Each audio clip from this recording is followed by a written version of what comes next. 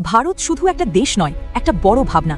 আর সেই ভাবনার সবচেয়ে সুন্দর সারাংশ লেখা আছে আমাদের সংবিধানের প্রিয়াম্বেলে। সভরেন, প্রথমেই আসে সভরেন, মানে ভারত নিজের সিদ্ধান্ত নিজেই নেয়। এই দেশের পথ কোনো বাইরের শক্তি ঠিক করে না। কিন্তু শুধু নিজের সিদ্ধান্ত নিলেই সব শেষ নয়। সোশ্যালিস্ট, তাই আসে সোশ্যালিস্ট, মানে সবাই এক জায়গা থেকে শুরু করে না, তাই রাষ্ট্র চেষ্টা করবে যেন সবার জন্য ন্যায্য সুযোগ তৈরি হয়। আর সুযোগের সঙ্গে দরকার সমান সম্মানও।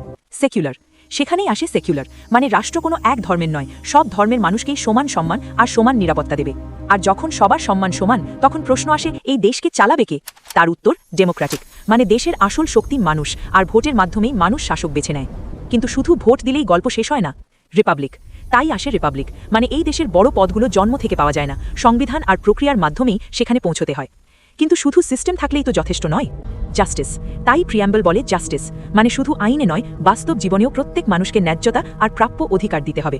আর ন্যায়ের সঙ্গে দরকার স্বাধীনতাও। লিবার্টি, মানে মানুষ স্বাধীনভাবে ভাবতে, বলতে, বিশ্বাস করতে আর নিজের মতো জীবন বাঁচতে পারবে।